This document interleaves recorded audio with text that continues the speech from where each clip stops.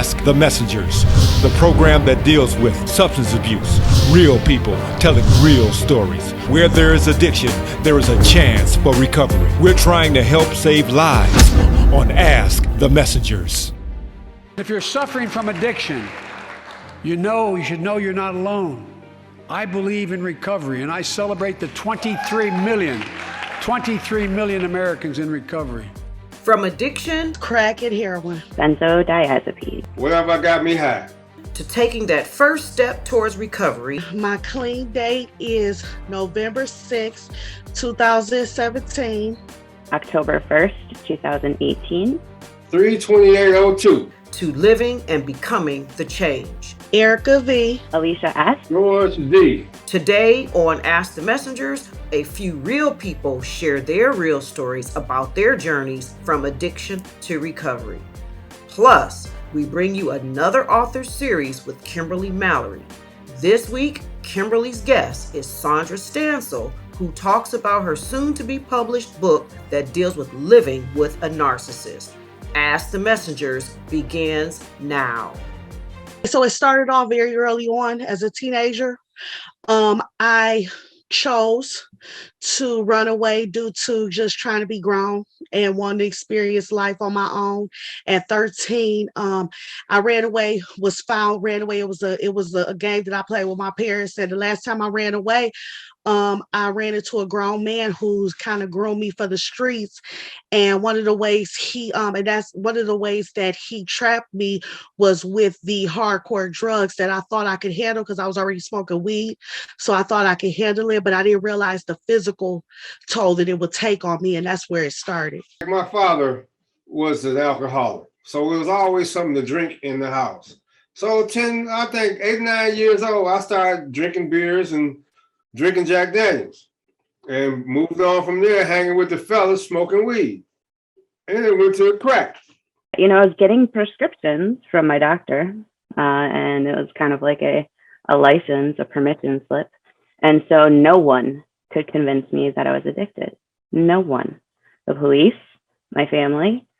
It was not until I finally just said, all of these people keep saying I have a problem. Let me go show them that I don't. And I took myself to rehab. And while in rehab, I felt awful because I was detoxing.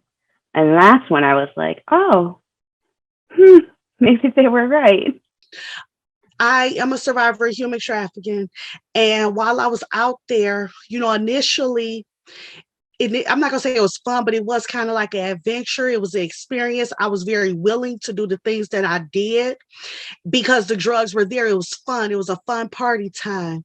But once it came situations where I wanted to say no, it was like, okay, you could say no, that's fine. You could even leave and go back home. But then we won't give you what we've been giving you, which was the drugs, in particular, the heroin. So I was like, okay, fine. I'm going to go to sleep. And when I wake up, I'm just leaving. Well, I'll never forget that first time because when I woke up and ready to leave, I had the worst feeling that I ever felt before. It was like the flu times 100. And I didn't understand what it was. And I was scared and I thought I was sick. So I wanted to go to the hospital. And I'll never forget, he brought me just a little bit to snort up my nose, just a little bit. And I remember it making me feel so much better. And it was scary because it's like, that's when I realized that it had this grip on me. And after that, it was just hard for me to stop because I was scared of those withdrawals. So I just kept doing what I had to do. 1999. I looked at my mom's face and I saw the depression and the disgust. And I started thinking about I needed to do something different. 2002 come around, I saw that same look. I went to treatment. Been clean ever since. My mom was my biggest supporter. I got anything I wanted, whatever I wanted, she always gave me. So I just could see that I had messed myself up. When I got sick and tired is when I had been abused so long, like turning tricks and meeting with different guys. I had a lot of head trauma, and this last one, the head trauma and mixed with the overdose literally almost killed me. And it's like when I survived not only the head injury but the overdose, I was just I got I definitely became grateful for life, and that's when I made my decision to do something different. So my mom was killed in 2017, and during that 18 months following her death, we also had to go to the court system. And while we were in the court systems, the gentleman that had killed her was being prosecuted, and it came to light that he had a drug problem. And it was very upsetting to me. He was ultimately prosecuted. He served 3 years. And the final straw, after my husband had tried to tell me I was addicted over and over again, he said, "You're going down the same road that that gentleman went." And, having lost my mom, that was not a road that I wanted to go down at all. So it was kind of the turning point when he said that I begrudgingly decided, okay, I'll go. I had overdosed 3 times that week. After the third overdose, I managed to convince the ER doctors that I needed to go to rehab. That was not my intention, but I didn't want to go to a mental health care facility like they had kept sending me to. So I convinced them that I would go to rehab, and they released me.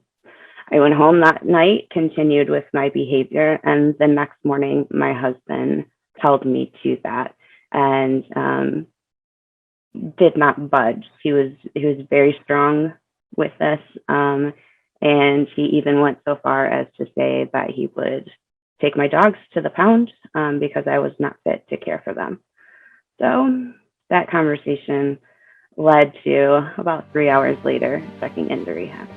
When we return, Erica S., George Z., and Alicia S. share how they maintain their recovery during COVID and also give a few hope shots to those still suffering with addiction. And later, author Saundra Stancil talks about her upcoming book about living with a narcissist on this week's author series with Kimberly Mallory. Ask the Messengers. We'll be right back. COVID has strengthened my recovery because at the start of this pandemic, when meetings stopped, I felt a sense of I was so alone and I felt so lost. But I'm glad I had enough recovery up until that point. I was able to identify how I was feeling, and I was able to actively start jumping into finding different means and ways of figuring this out. And when we came to the Zoom platform, that was just amazing for me because not only can I see my people, but I also can see people in Ohio, Africa, China. I mean, I can go. It opened up my world. It opened up my mind. It even, helps me now. Helps me now with the work that I do. It helps me connect to my clients, and it's just been. And also, it helps me to be grateful. And I'm just at a point where I'm just trying to find positivity in everything. And even through this pandemic, even through the close people that I've lost, it's not only strengthened my recovery, but also my spiritual my spiritual journey. Yeah, COVID was definitely difficult. Even though the prescription was my drug of choice, I was not opposed to anything that I could get. And I knew that during that time, it would be very easy for me to go and get. My husband would be at work, I'd be working from home, I'd have the money, and I could make that happen. And so what I ended up doing is just deciding that I needed to live in my truth. And my truth was that I needed to start admitting, I needed to really start working on it. And so I became very open with my story, with my struggles, with people that I would normally not talk about it with. And I found strength in those conversations, much like we would get if we were at a meeting, just having those conversations and finally being transparent. When you're an addict, you lived with so many lies, and one lie covers another lie, and there's never a time in your life where any truth is coming out. So living in that truth and being vocal and having conversations with addicts and not addicts alike, that's how I really got through COVID. Stay tuned for more of Ask the Messengers. And now for our author series with Kimberly Mallory.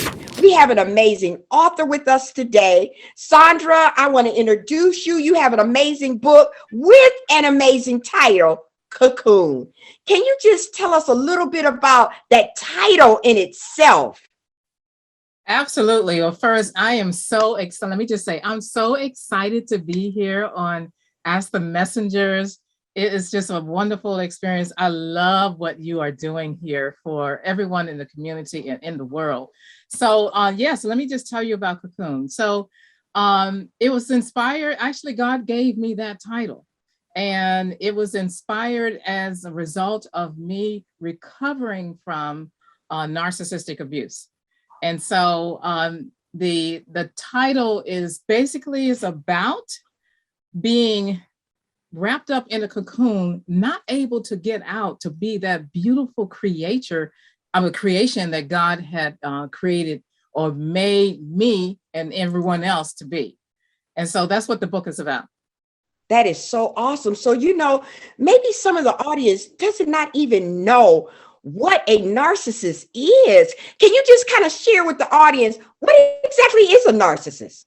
Absolutely. So yes, a narcissist is actually a personality disorder, and is a person. It can be a man or a woman. In most cases, it's more men than women, but they have a grandiose impression about themselves.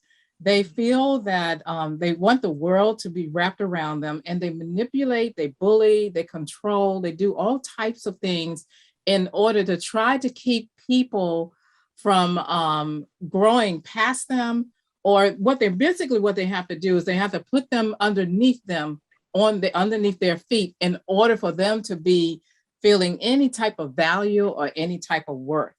They do a lot of manipulating, controlling, and sometimes challenging what is known and what is not known, trying to take the person and put them off base or off course in order to make themselves look good, try to bring that person down. I was married to one. That's kind of how I learned about it.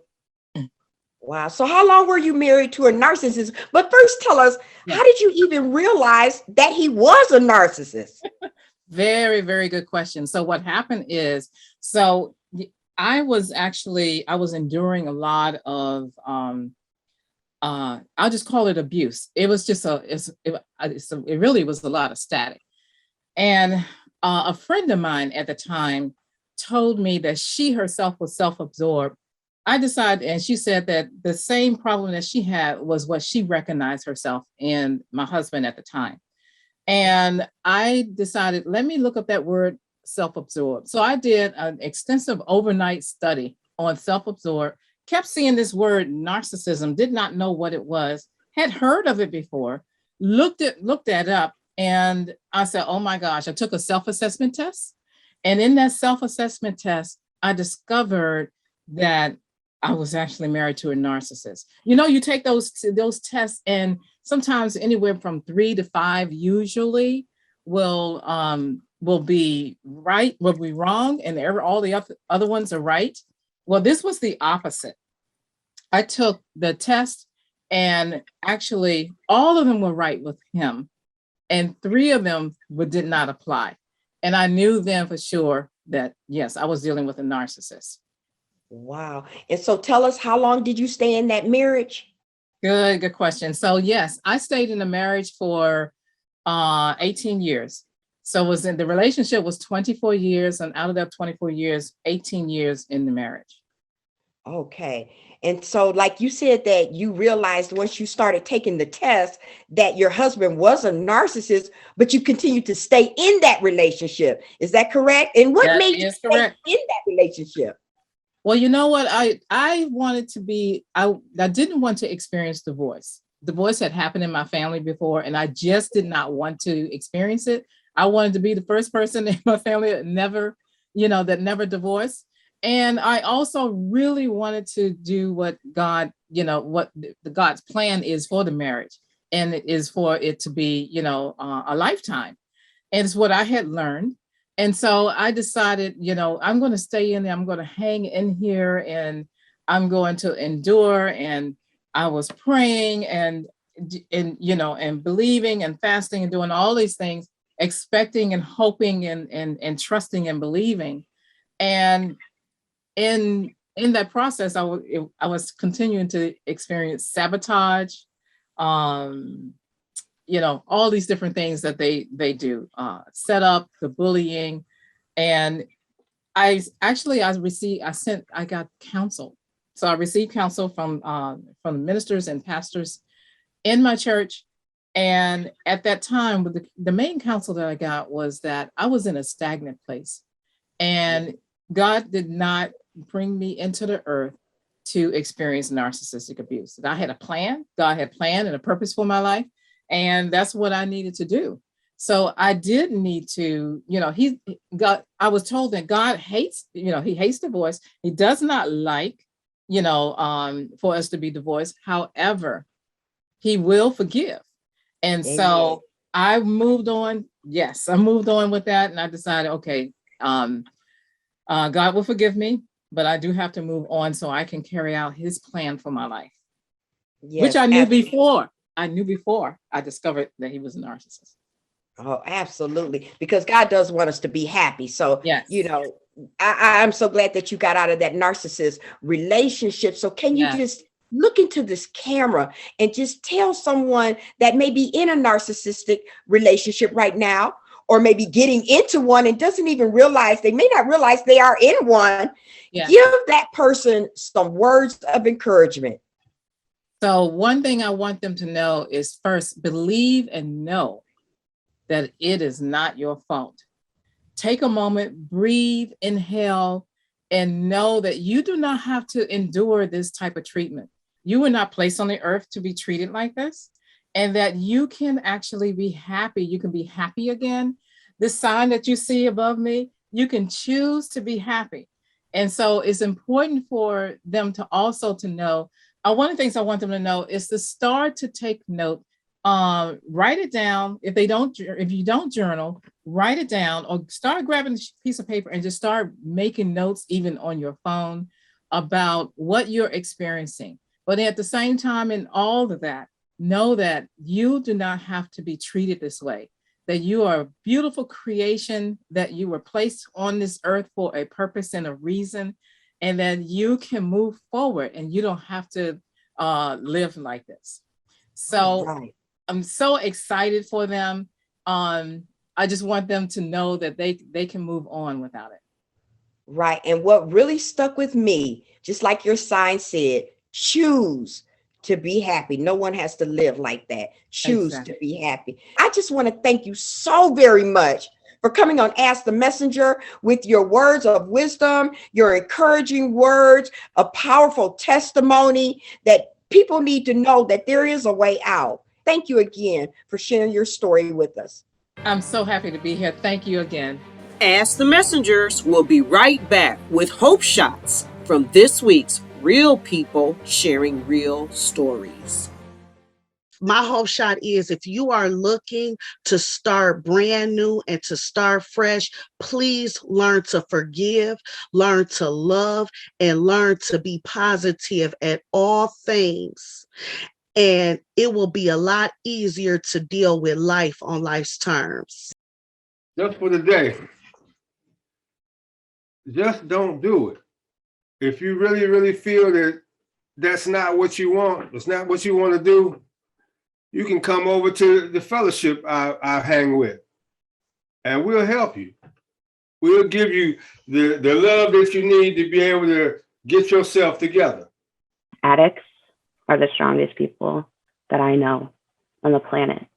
We use our strengths to kind of destroy ourselves, but getting through to the other side, that strength doesn't leave. So the same strength that you're using to seek out your drugs, to live in your conditions you're living in, that strength will stay with you, but your circumstances will change. If there's things that you're not ready to face, that strength will still be there once that time comes. You want to be around people that have experience walking others through this process. You want to be in the company of someone that has experience. We know if we're trying to get clean ourselves, that sometimes that just doesn't work.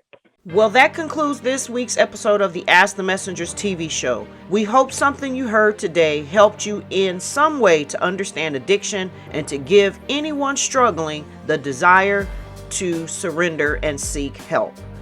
If you or someone you know is experiencing anything that seems to be too hard to handle, please know there is a way out, and don't hesitate or be afraid to seek help. Won't you help us to do exactly what our motto is, and that is to help save lives? Won't you send a generous donation to the information there on the screen? We would love to have you as part of our partnership to help save lives. You may not be able to go out in the street, you may not be able to come here to the show, but you can send your donation that helps us save lives.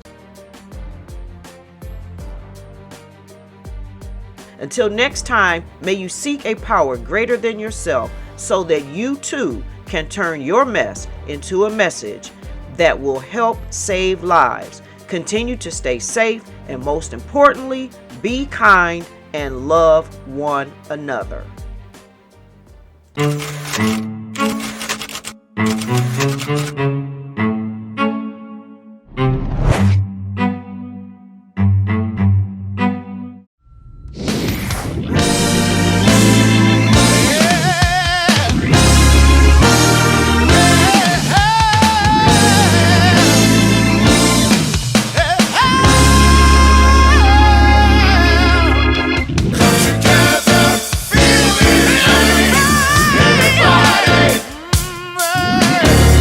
Every voice make a choice for the land.